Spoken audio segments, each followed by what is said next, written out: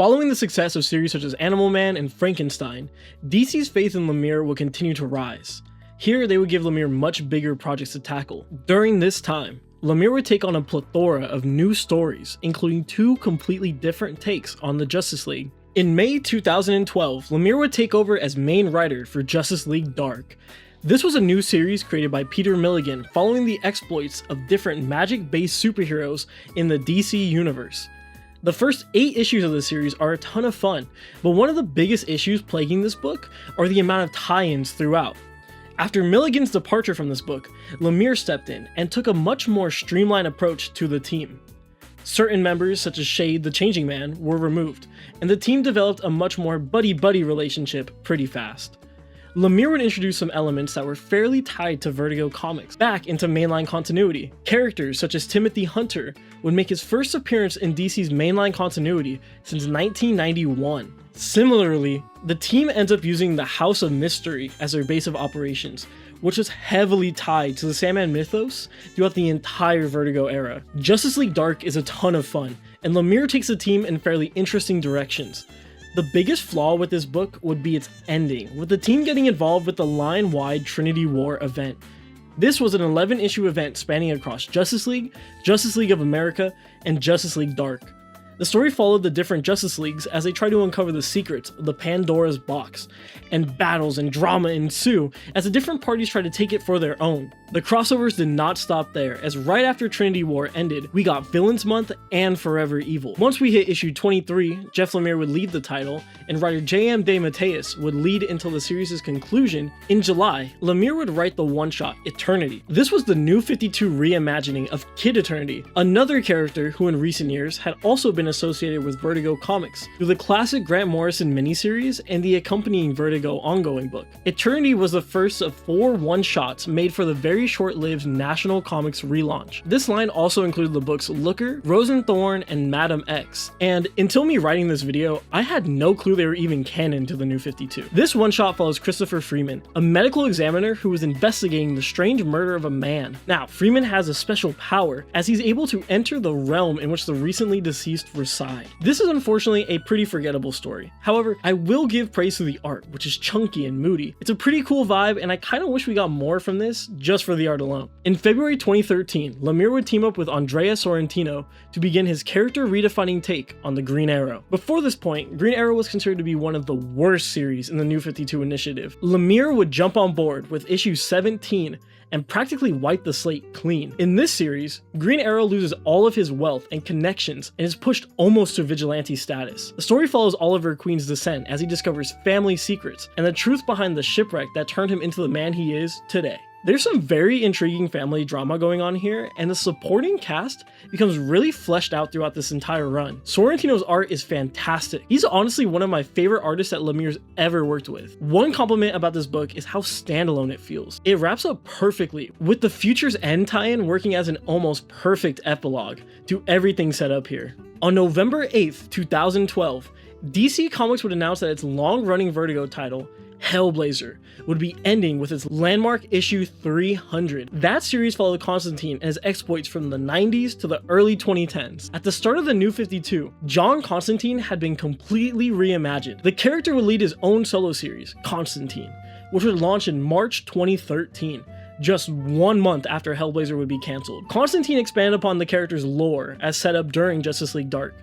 Lemire would co-write this series with Ray Fox. However, Lemire would shortly lead this title, only writing until issue 4. The series would ultimately run for 23 issues before eventually being relaunched as Constantine, the Hellblazer, and James Tynion IV would take over as head writer. Many critics and fans complain about this version of Constantine.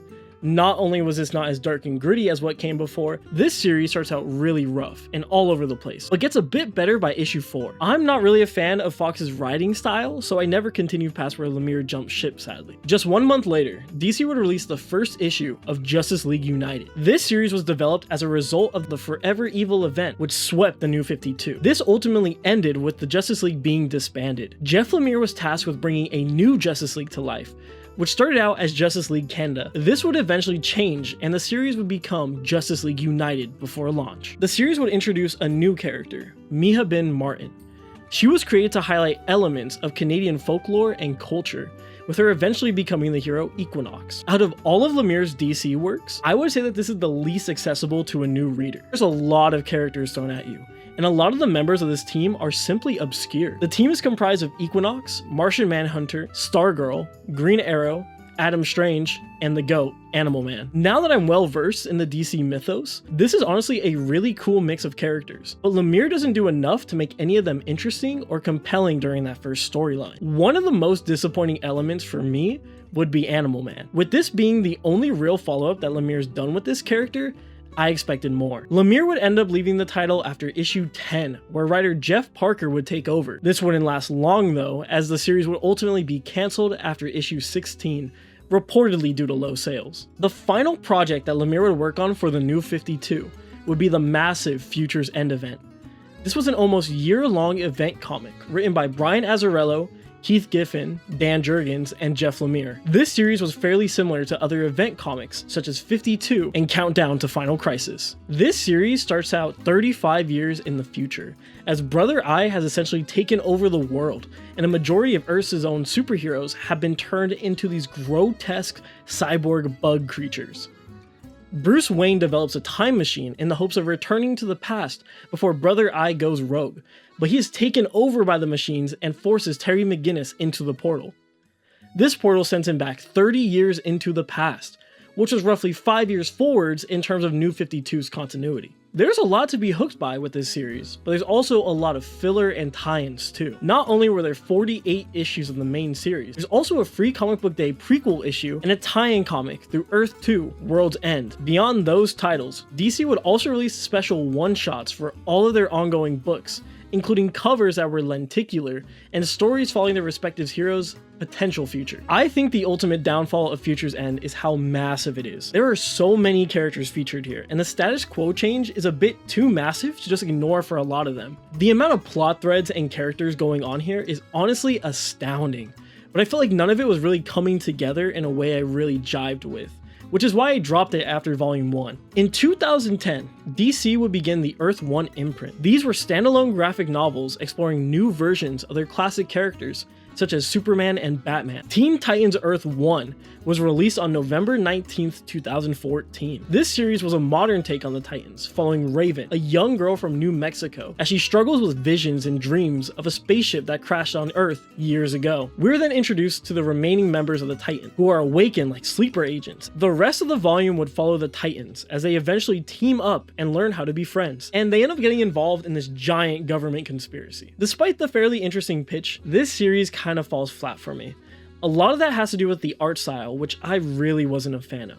However, in August of 2016, a second volume would be released, and actually fixed a lot of the issues I had with that first volume. But to be honest, it was too little, too late. Following the release of Teen Titans Earth 1 and Future's End, Lemire's exclusivity contract with DC would end. In April 2015, it was reported that Jeff Lemire had signed on to another contract, this time being with DC's direct competitor, Marvel Comics. But that's a story for another video. Thank you all so much for watching. I want to say thank you to everyone who supported this series since the beginning.